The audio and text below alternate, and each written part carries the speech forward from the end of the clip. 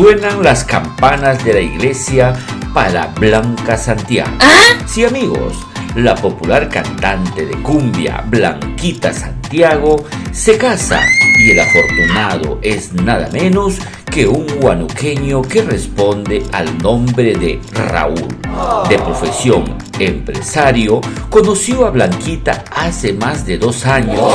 No pasaría mucho tiempo para que Raúl le pidiera la mano en compromiso, y prueba de ello está este hermoso anillo. La boda, atención amigos, está programada para el mes de abril del 2025. La pregunta es, ¿será en Lima? ¿Será en Huánuco? Ya les estaremos dando todos los detalles. Aquí en Purito, Perú, igualito que tú. ¡Mamacita!